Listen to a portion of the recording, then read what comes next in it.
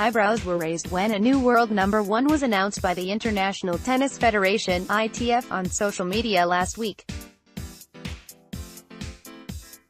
It's a mathematical certainty that Novak Djokovic will hold on to top spot in the ATP rankings for at least the next couple of months, and yet a complete unknown was labeled as the world's top player.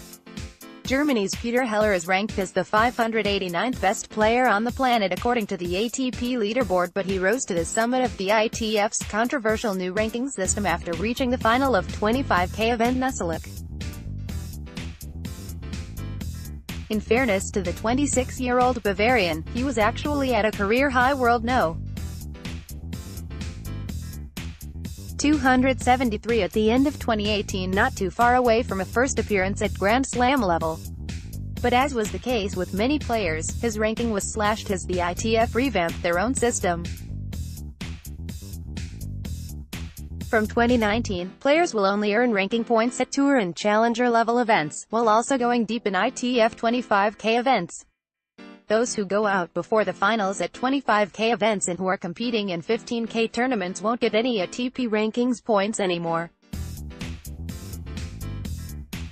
However, those competing at 25K and 15K level will get ITF ranking points and thus be ranked in a new system. At the end of 2018, those ATP points earned by players at the lower level events essentially vanished, causing chaos in the ATP system, while the new ITF rankings were formulated instead. It is common for players to have both an ATP and ITF ranking.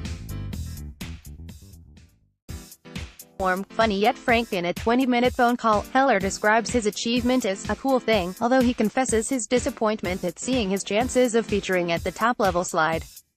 Heller tells Metro.co.uk, "For me it was tough because last year at the end of the season one thing I was 270 in the ATP rankings and now I dropped to, I think, 590, and this was a bit tough because if the old ranking would have stayed the same I would have had the chance to play the Grand Slams. So for me this way was a bit frustrating. But yeah, I have to deal with it.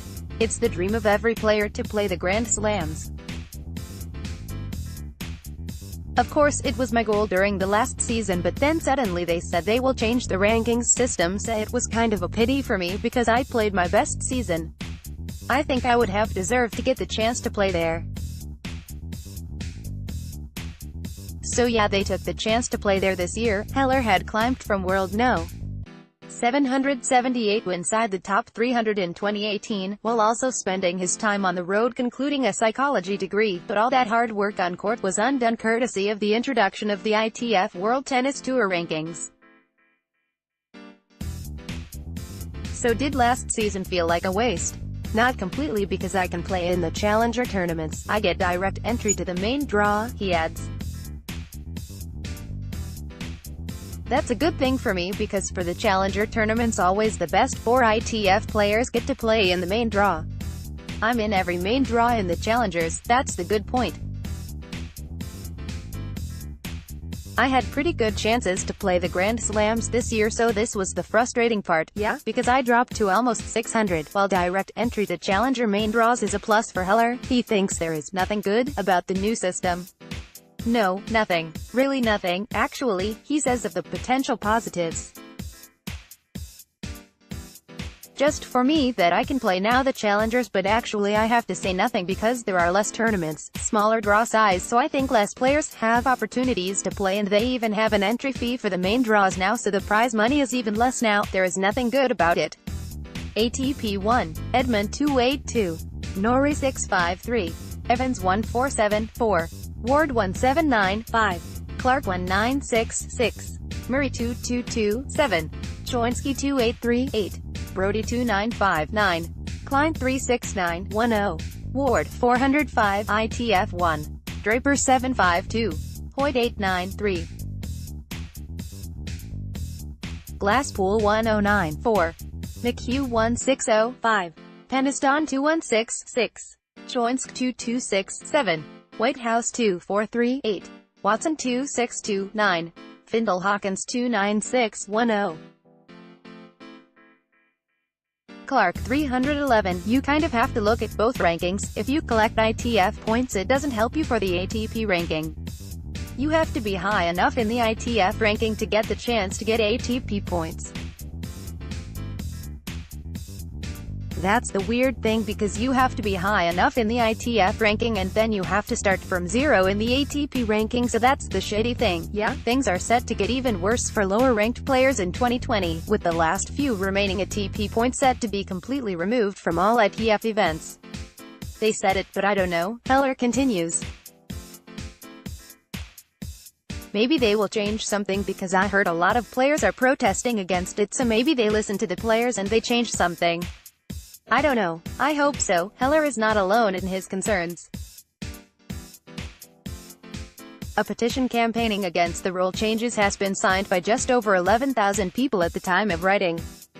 Age, 26, nationality, German ATP ranking, 589 ITF ranking. 2. The German has not been contacted by anyone from the ITF regarding the system, and asked if any player he's discussed it with has spoken positively of it. He chuckles. No. Not really. Nobody, given the new ITF rankings are in their infancy. It's perhaps little surprise that Heller has slipped off his perch as the top-ranked player already, with Spain's Oriol Roca Batalla leapfrogging him to become the third one inside the first month and a half of the year. Some witty commentators on social media had joked tennis' new dual system rankings felt like a shift towards boxing, where there is a separate leaderboard for each of the 4 heavyweight belts. Heller would certainly lap up the opportunity of a unification match with ATP number 1 Djokovic. To play a match against him? It would be amazing, of course, he says. It would be a really funny story if I could play a match against him. I think it would be tough to play against him, but would be a lot of fun and of course a great experience to play against such a great player. In reality, unless the ATP and ITF can find a rare, and on this occasion slightly strange, piece of common ground, then it seems Heller's best shot at taking on the 15-time Grand Slam champion would be to climb back up the ATP rankings and force his way into the main draw of a slam. I still have my goals to play at the Grand Slams, he concludes. I have to be around 250 in the world rankings. I will try my best to get up again. Hopefully next year I can play the Grand Slams qualifying. This is my goal. I have to do my best.